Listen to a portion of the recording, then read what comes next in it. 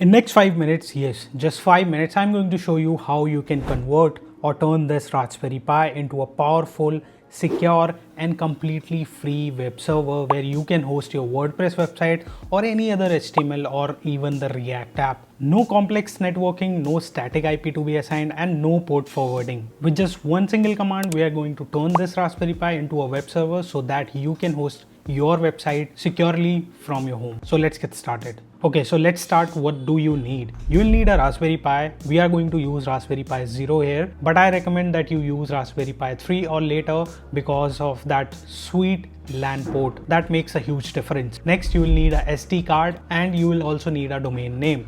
Now for this tutorial, I bought a domain called piprojects.shop just to show you guys how it's done. So you can go ahead and buy one, and if you already have, you can continue to follow the instructions. So before we can run the command, we need to do some prep work. So what we need to do is we need to go to the Cloudflare website, and there we have to sign up for an account. Now you can use your Google account, existing Google account, and with just a few clicks, you will be signed up. Next, you just tap on the plus button and add your domain. So whatever domain you have or you have bought, just add it to Cloudflare and proceed to the next step. It will show you the name servers that you have to update on your domain registrar's website. We just copy these and we'll go to GoDaddy from where we have bought this domain. We'll find the option called name servers. Now I'll choose to add my own name servers. So I'll select that option, and here we just paste the two name servers that we have seen on the Cloudflare. Once we add this, we save it, and this was all the manual work that you needed to do. Now let's move to the Raspberry Pi. So first you need to flash the SD card with the Raspberry Pi OS 64-bit Lite version. I would recommend. So use Raspberry Pi Imager to flash the card. Make sure you add your username and password, also the Wi-Fi details, and enable the SSH service under the services tab, and then flash the SD card. Once this is flashed, insert the SD card to your Raspberry Pi and connect the power supply. Once the Raspberry Pi boots up, you can go to your phone and there you can install and open the app called Terminus. Now here you have to go to connections and put the IP address of the Raspberry Pi. Use an app called NetScan and scan your network. It will show you your Raspberry Pi and there you can see the IP address. Once you know the IP address, just put it here and tap on connect or the return key. And then it will ask you for the username, tap on connect. Next it will ask you for the password. Enter the password and tap connect. If you see any prompt like this, just tap on continue and we are in. Now we can make changes to the Raspberry Pi, but we don't have to do anything. Our script will do everything for us. So just go to the description, copy the command and just paste it. Once you paste it, press the return key or the enter key and then follow the prompts. It will ask you if you have already done the prep work, provide that response here, and next it will ask you for the domain name.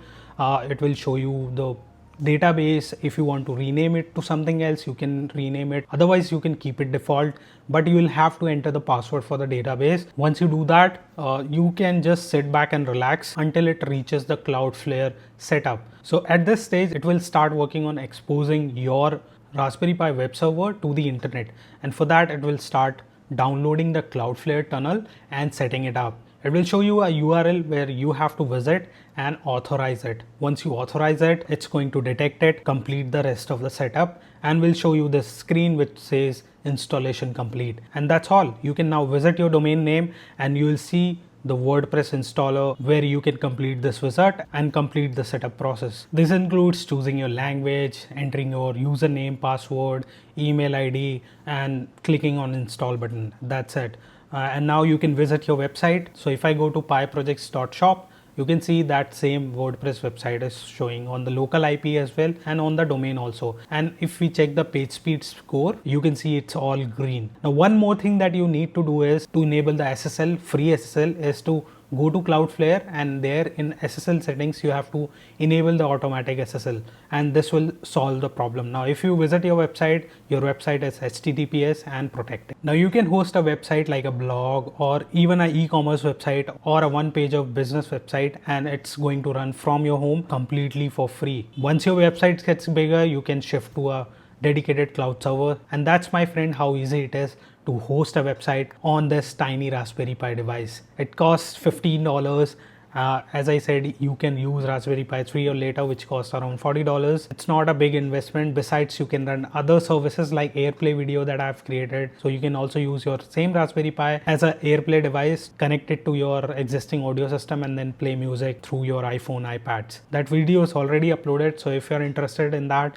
please watch it. The link is in the description and you can also click right here. So if you found this helpful, make sure you like this video and also subscribe us for more videos like this. This script took me a lot of time troubleshooting and fixing. So yeah, your like and your comments would be really appreciated. So yeah, let me know your thoughts, and this was all in this video. Thank you for watching and I'll see you in the next.